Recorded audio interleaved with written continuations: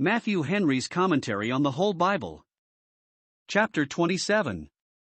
In this chapter we return to the typical story of the struggle between Esau and Jacob. Esau had profanely sold the birthright to Jacob, but Esau hopes he shall be never the poorer, nor Jacob the richer, for that bargain, while he preserves his interest in his father's affections, and so secures the blessing. Here therefore we find how he was justly punished for his contempt of the birthright, of which he foolishly deprived himself, with the loss of the blessing, of which Jacob fraudulently deprives him.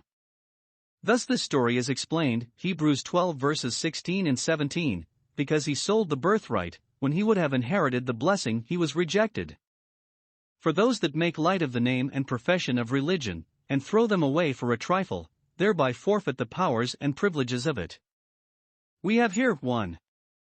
Isaac's purpose to entail the blessing upon Esau, verses 1 to 5. 2. Rebekah's plot to procure it for Jacob, verses 6 to 17. 3. Jacob's successful management of the plot, and his obtaining the blessing, verse 18 to 29. 4. Esau's resentment of this, in which 1. His great importunity with his father to obtain a blessing, verses 30 to 40. 2. His great enmity to his brother for defrauding him of the first blessing, verse 41, etc. Verses 1 to 5. Here is 1. Isaac's design to make his will, and to declare Esau his heir. The promise of the Messiah and the land of Canaan was a great trust, first committed to Abraham, inclusive and typical of spiritual and eternal blessings. This, by divine direction, he transmitted to Isaac. Isaac, being now old, and not knowing, or not understanding, or not duly considering, the divine oracle concerning his 2 sons, that the elder should serve the younger, resolves to entail all the honor and power that were wrapped up in the promise upon Esau his eldest son. In this he was governed more by natural affection, and the common method of settlements, than he ought to have been, if he know, as it is probable he did, the intimations God had given of his mind in this matter. Note, we are very apt to take our measures rather from our own reason than from divine revelation, and thereby often miss our way. We think the wise and learned, the mighty and noble, should inherit the promise, but God sees not as man sees. See 1 Samuel 16 verses 6 and 7. 2. The directions he gave to Esau, pursuant to this design. He calls him to him v. 1. For Esau, though married, had not yet removed, and, though he had greatly grieved his parents by his marriage, yet they had not expelled him, but it seems were pretty well reconciled to him, and made the best of it. Note, parents that are justly offended at their children yet must not be implacable towards them. 1. He tells him upon what considerations he resolved to do this now, verse 2. I am old, and therefore must die shortly, yet I know not the day of my death, nor when I must die. I will therefore do that at this time which must be done sometime. Note, 1. Old people should be reminded by the growing infirmities of age to do quickly, and with all the little might they have, what their hand finds to do. See Joshua 13 verse 1. 2. The consideration of the uncertainty of the time of our departure out of the world, about which God has wisely kept us in the dark, should quicken us to do the work of the day in its day.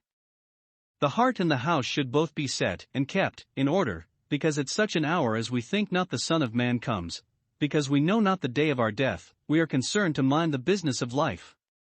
2. He bids him to get things ready for the solemnity of executing his last will and testament, by which he designed to make him his heir, verses 3 and 4. Esau must go a-hunting and bring some venison, which his father will eat of, and then bless him. In this he designed, not so much the refreshment of his own spirits, that he might give the blessing in a lively manner, as it is commonly taken, but rather the receiving of a fresh instance of his son's filial duty and affection to him, before he bestowed this favor upon him. Perhaps Esau, since he had married, had brought his venison to his wives, and sell them to his father, as formerly, chapter 25 verse 28, and therefore Isaac, before he would bless him, would have him show this piece of respect to him. Note, it is fit, if the less be blessed of the greater, that the greater should be served and honored by the less, he says, that my soul may bless thee before I die. Note, 1. Prayer is the work of the soul, and not of the lips only, as the soul must be employed in blessing God, Psalm 103 verse 1, so it must be in blessing ourselves and others, the blessing will not come to the heart if it do not come from the heart. 2. The work of life must be done before we die, for it cannot be done afterwards, Ecclesiastes 9 verse 10, and it is very desirable, when we come to die, to have nothing else to do but to die. Isaac lived above 40 years after this. Let none therefore think that they shall die the sooner for making their wills, and getting ready for death. Verses 6 to 17. Rebekah is here contriving to procure for Jacob the blessing which was designed for Esau, and here. 1. The end was good, for she was directed in this intention by the oracle of God, by which she had been governed in dispensing her affections.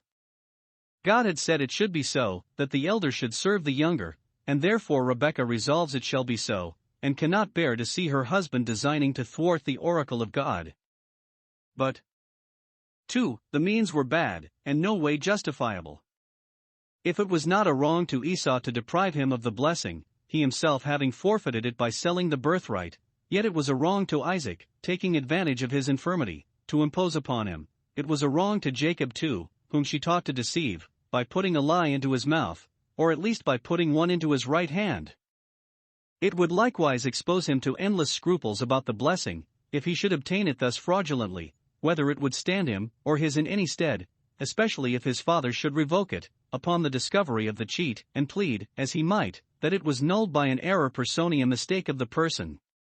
He himself also was aware of the danger, lest, verse 12, if he should miss of the blessing, as he might probably have done, he should bring upon himself his father's curse, which he dreaded above anything. Besides, he laid himself open to that divine curse which is pronounced upon him that causeth the blind to wander out of the way, Deuteronomy 27 verse 18. If Rebekah, when she heard Isaac promise the blessing to Esau, had gone, at his return from hunting, to Isaac, and, with humility and seriousness, put him in remembrance of that which God had said concerning their sons, if she further had shown him how Esau had forfeited the blessing both by selling his birthright and by marrying strange wives, it is probable that Isaac would have been prevailed upon knowingly and wittingly to confer the blessing upon Jacob, and needed not thus to have been cheated into it. This would have been honorable and laudable, and would have looked well in the history, but God left her to herself, to take this indirect course, that he might have the glory of bringing good out of evil, and of serving his own purposes by the sins and follies of men, and that we might have the satisfaction of knowing that, though there is so much wickedness and deceit in the world, God governs it according to his will, to his own praise. See Job 12 verse 16, with him are strength and wisdom, the deceived and the deceiver are his. Isaac had lost the sense of seeing, which, in this case, could not have been imposed upon, Providence having so admirably well ordered the difference of features that no two faces are exactly alike. Conversation and commerce could scarcely be maintained if there were not such a variety. Therefore she endeavors to deceive, 1. His sense of tasting, by dressing some choice pieces of kid, seasoning them, serving them up, so as to make him believe they were venison. This it was no hard matter to do. See the folly of those that are nice and curious in their appetite, and take a pride in humoring it. It is easy to impose upon them with that which they pretend to despise and dislike, so little perhaps does it differ from that to which they give a decided preference. Solomon tells us that dainties are deceitful meat, for it is possible for us to be deceived by them in more ways than one, Proverbs 23 verse 32. 2. His sense of feeling and smelling. She put Esau's clothes upon Jacob, his best clothes, which, it might be supposed, Esau would put on, in token of joy and respect to his father, when he was to receive the blessing. Isaac knew these, by the stuff, shape and smell, to be Esau's. If we would obtain a blessing from our heavenly Father, we must come for it in the garments of our elder brother, clothed with his righteousness, who is the firstborn among many brethren. Lest the smoothness and softness of Jacob's hands and neck should betray him, she covered them, and probably part of his face, with the skins of the kids that were newly killed, verse 16.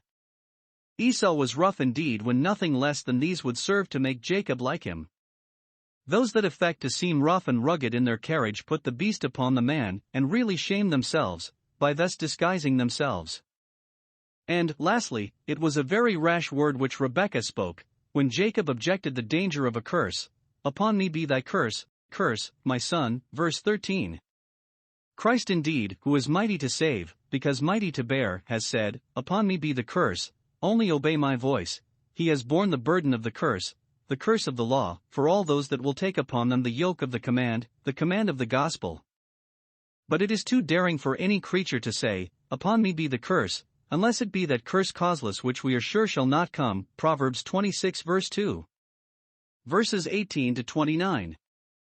Observe here, the art and assurance with which Jacob managed this intrigue. Who would have thought that this plain man could have played his part so well in a design of this nature?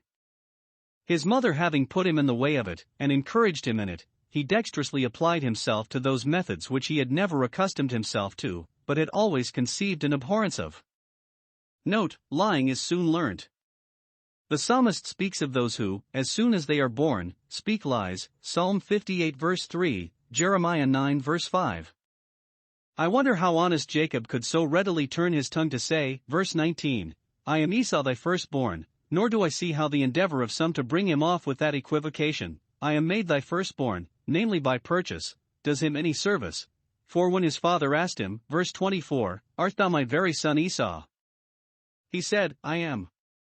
How could he say, I have done as thou badest me, when he had received no command from his father, but was doing as his mother bade him? How could he say, Eat of my venison, when he knew it came, not from the field, but from the fold? But especially I wonder how he could have the assurance to father it upon God, and to use his name in the cheat. Verse 20 The Lord thy God brought it to me. Is this Jacob? Is this Israel indeed, without guile? It is certainly written, not for our imitation but for our admonition. Let him that thinks he stands take heed lest he fall. Good men have sometimes failed in the exercise of those graces for which they have been most eminent. 2. The success of this management. Jacob with some difficulty gained his point, and obtained the blessing. 1. Isaac was at first dissatisfied, and would have discovered the fraud if he could have trusted his own ears, for the voice was Jacob's voice, verse 22. Providence has ordered a strange variety of voices, as well as faces, which is also of use to prevent our being imposed upon, and the voice is a thing not easily disguised nor counterfeited. This may be alluded to illustrate the character of a hypocrite. His voice is Jacob's voice, but his hands are Esau's. He speaks the language of a saint, but does the works of a sinner, but the judgment will be, as here, by the hands. 2. At length he yielded to the power of the cheat, because the hands were hairy, verse 23, not considering how easy it was to counterfeit that circumstance, and now Jacob carries it on dexterously, sets his venison before his father, and waits at table very officiously, till dinner is done, and the blessing comes to be pronounced in the close of this solemn feast. That which in some small degree extenuates the crime of Rebekah and Jacob is that the fraud was intended, not so much to hasten the fulfilling, as to prevent the thwarting, of the oracle of God. The blessing was just going to be put upon the wrong head, and they thought it was time to bestir themselves. Now let us see how Isaac gave Jacob his blessing, verses 26 to 29. 1. He embraced him in token of a particular affection to him. Those that are blessed of God are kissed with the kisses of his mouth, and they do, by love and loyalty, kiss the Son, Psalm 2 verse 12. 2. He praised him. He smelt the smell of his raiment, and said, See, the smell of my son is as the smell of a field which the Lord hath blessed, that is, like that of the most fragrant flowers and spices. It appeared that God had blessed him, and therefore Isaac would bless him. 3. He prayed for him, and therein prophesied concerning him. It is the duty of parents to pray for their children, and to bless them in the name of the Lord. And thus, as well as by their baptism, to do what they can to preserve and perpetuate the entail of the covenant in their families. But this was an extraordinary blessing, and Providence so ordered it that Isaac should bestow it upon Jacob ignorantly and by mistake, that it might appear he was beholden to God for it, and not to Isaac. 3 things Jacob is here blessed with. 1. Plenty, v. 28, heaven and earth concurring to make him rich. 2. Power, verse 29, particularly dominion over his brethren, namely, Esau and his posterity. 3. Prevalency with God, and a great interest in heaven, cursed by every one that curseth thee, and blessed be he that blesseth thee. Let God be a friend to all thy friends, and an enemy to all thy enemies. More is certainly comprised in this blessing than appears prima facie at first sight. It must amount to an entail of the promise of the Messiah, and of the Church. This was, in the patriarchal dialect, the blessing. Something spiritual, doubtless, is included in it. First, that from him should come the Messiah, who should have a sovereign dominion on earth. It was that top branch of his family which people should serve and nations bow down to. See Numbers 24 verse 19, out of Jacob shall come he that shall have dominion, the star and scepter, verse 17. Jacob's dominion over Esau was to be only typical of this, chapter 49 verse 10. Secondly, that from him should come the church, which should be particularly owned and favored by heaven. It was part of the blessing of Abraham, when he was first called to be the father of the faithful, chapter 12 verse 3, I will bless those that bless thee. Therefore, when Isaac afterwards confirmed the blessing to Jacob, he called it the blessing of Abraham, chapter 28 verse 4. Balaam explains this too, Numbers 24 verse 9. Note, it is the best and most desirable blessing to stand in relation to Christ and his church, and to be interested in Christ's power and the church's favors. Verses 30 to 40. Here is 1. The covenant blessing denied to Esau. He that made so light of the birthright would now have inherited the blessing, but he was rejected, and found no place of repentance in his father, though he sought it carefully with tears, Hebrews 12 verse 17. Observe, 1.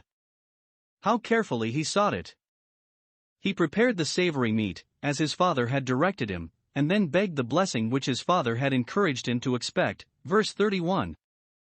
When he understood that Jacob had obtained it surreptitiously, he cried with a great and exceedingly bitter cry, verse 34. No man could have laid the disappointment more to heart than he did. He made his father's tent to ring with his grief, and again, verse 38, lifted up his voice and wept. Note, the day is coming when those that now make light of the blessings of the covenant, and sell their title to them for a thing of naught, will in vain be importunate for them. Those that will not so much as ask and seek now will knock shortly, and cry, Lord, Lord. Slighters of Christ will then be humble suitors to him. 2. How he was rejected. Isaac, when first made sensible of the imposition that had been practiced on him, trembled exceedingly, verse 33. Those that follow the choice of their own affections, rather than the dictates of the divine will, involve themselves in such perplexities as these. But he soon recovers himself, and ratifies the blessing he had given to Jacob. I have blessed him, and he shall be blessed. He might, upon very plausible grounds, have recalled it, but now at last, he is sensible that he was in an error when he designed it for Esau. Either himself recollecting the divine oracle, or rather having found himself more than ordinarily filled with the Holy Ghost when he gave the blessing to Jacob, he perceived that God did, as it were, say amen to it. Now 1. Jacob was hereby confirmed in his possession of the blessing, and abundantly satisfied of the validity of it, though he obtained it fraudulently. Hence too he had reason to hope that God graciously overlooked and pardoned his misconduct. 2. Isaac hereby acquiesced in the will of God, though it contradicted his own expectations and affection. He had a mind to give Esau the blessing, but when he perceived the will of God was otherwise, he submitted, and this he did by faith, Hebrews 11 verse 20, as Abraham before him, when he had solicited for Ishmael. May not God do what he will with his own? 3. Esau hereby was cut off from the expectation of that special blessing which he thought to have preserved to himself when he sold his birthright. We, by this instance, are taught, 1. That it is not of him that willeth, nor of him that runneth, but of God that showeth mercy, Romans 9 verse 16. The apostle seems to allude to this story. Esau had a good will to the blessing, and ran for it, but God that showed mercy designed it for Jacob, that the purpose of God according to election might stand, verse 11.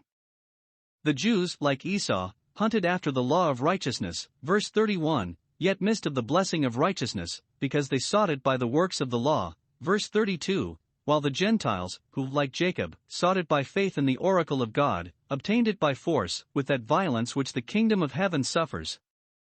See Matthew 11 verse 12. 2. That those who undervalue their spiritual birthright, and can afford to sell it for a morsel of meat, forfeit spiritual blessings, and it is just with God to deny them those favors they were careless of. Those that will part with their wisdom and grace, with their faith and a good conscience, for the honors, wealth, or pleasures of this world, however they may pretend a zeal for the blessing, have already judged themselves unworthy of it, and so shall their doom be. 3. That those who lift up hands in wrath lift them up in vain.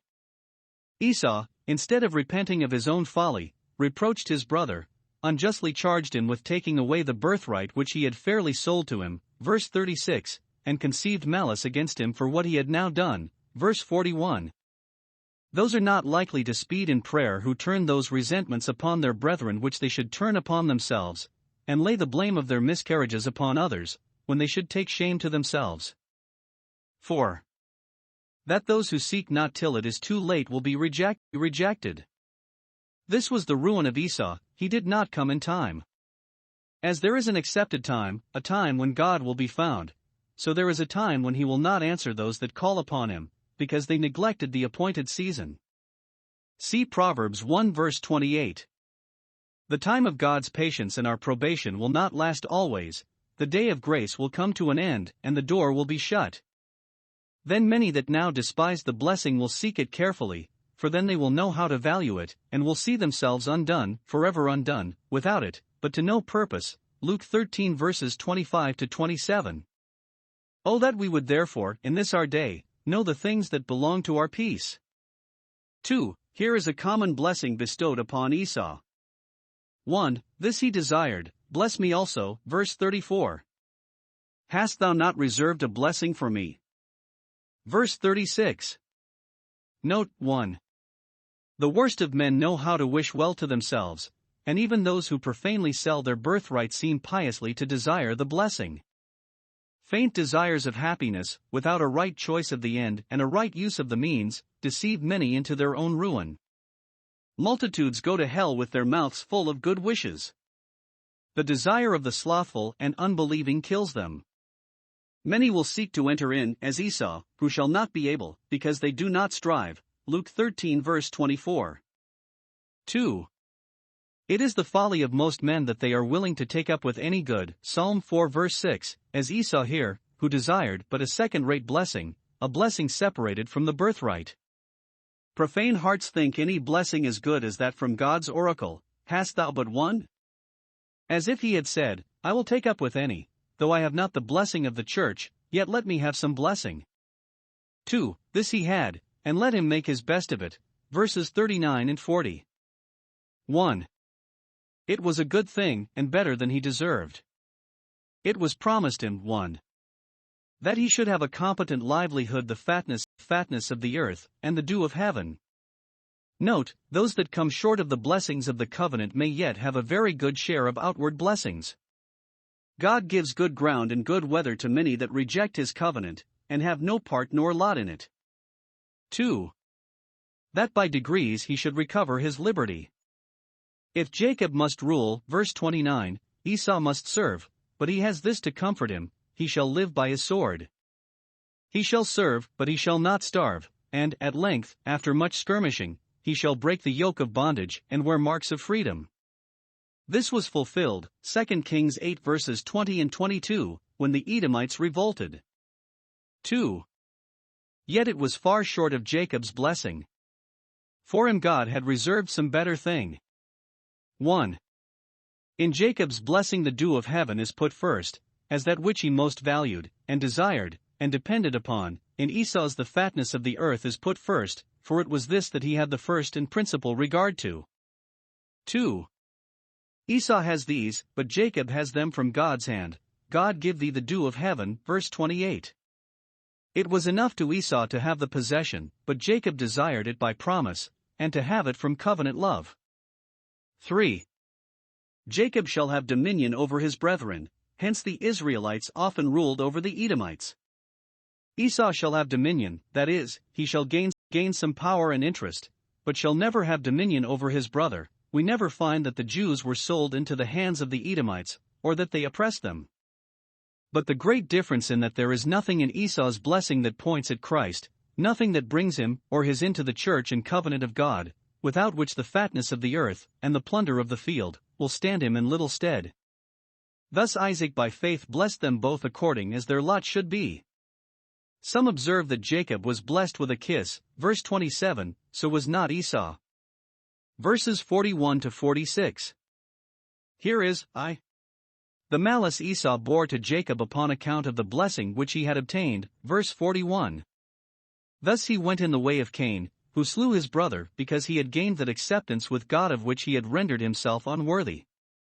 Esau's hatred of Jacob was 1. A causeless hatred. He hated him for no other reason but because his father blessed him and God loved him. Note, the happiness of saints is the envy of sinners. Whom heaven blesses, hell curses. 2. It was a cruel hatred. Nothing less would satisfy him than to slay his brother. It is the blood of the saints that persecutors thirst after. I will slay my brother. How could he say that word without horror? How could he call him brother, and yet vow his death? Note, the rage of persecutors will not be tied up by any bonds, no, not the strongest and most sacred. 3. It was a politic hatred. He expected his father would soon die, and then titles must be tried and interests contested between the brothers, which would give him a fair opportunity for revenge. He thinks it not enough to live by his sword himself, verse 40, unless his brother die by it. He is loath to grieve his father while he lives, and therefore puts off the intended murder till his death, not caring how much he then grieved his surviving mother. Note 1. Those are bad children to whom their good parents are a burden and who, upon any account, long for the days of mourning for them. 2. Bad men are long held in by external restraints from doing the mischief they would do, and so their wicked purposes come to naught. 3. Those who think to defeat God's purposes will undoubtedly be disappointed themselves.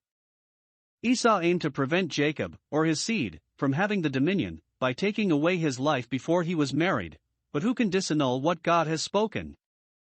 Men may fret at God's counsels, but cannot change them. 2. The method Rebekah took to prevent the mischief. 1. She gave Jacob warning of his danger, and advised him to withdraw for a while, and shift for his own safety. She tells him what she heard of Esau's design, that he comforted himself with the hope of an opportunity to kill his brother, verse 42. Would one think that such a bloody barbarous thought as this could be a comfort to a man? If Esau could have kept his design to himself, his mother would not have suspected it, but men's impudence in sin is often their infatuation, and they cannot accomplish their wickedness because their rage is too violent to be concealed, and a bird of the air carries the voice. Observe here, 1. What Rebekah feared lest she should be deprived of them both in one day, verse 45, deprived, not only of the murdered, but of the murderer, who either by the magistrate, or by the immediate hand of God, would by sacrifice to justice, which she herself must acquiesce in, and not obstruct, or, if not so, yet thenceforward she would be deprived of all joy and comfort in him. Those that are lost to virtue are in a manner lost to all their friends. With what pleasure can a child be looked upon that can be looked upon as no other than a child of the devil? 2. What Rebekah hoped that, if Jacob for a while kept out of sight, the affront which his brother resented so fiercely would by degrees go out of mind. The strength of passions is weakened and taken off by the distances both of time and place. She promised herself that his brother's anger would turn away. Note, yielding pacifies great offenses, and even those that have a good cause and God on their side, must yet use this with other prudent expedients for their own preservation. 2. She impressed Isaac with an apprehension of the necessity of Jacob's going among her relations upon another account, which was to take a wife, verse 46. She would not tell him of Esau's wicked design against the life of Jacob, lest it should trouble him, but prudently took another way to gain her point. Isaac saw as uneasy as he was to Esau's being unequally yoked with Hittites, and therefore, with a very good color of reason, she moves to have Jacob married to one that was better principled. Note, one miscarriage should serve as a warning to prevent another. Those are careless indeed that stumble twice at the same stone. Yet Rebekah seems to have expressed herself somewhat too warmly in the matter, when she said, "What good will my life do me if Jacob marry a Canaanite?" Thanks be to God, all our comfort is not lodged in one hand. We may do the work of life, and enjoy the comforts of life, though everything do not fall out to our mind, and though our relations be not in all respects agreeable to us. Perhaps Rebekah spoke with this concern because she saw it necessary, for the quickening of Isaac, to give speedy orders in this matter. Observe, though Jacob was himself very towardly, and well fixed in his religion, yet he had need to be put out of the way of temptation. Even he was in danger both of following the bad example of his brother, and of being drawn into a snare by it. We must not presume too far upon the wisdom and resolution, no, not of those children that are most hopeful and promising, but care must be taken to keep them out of harm's way.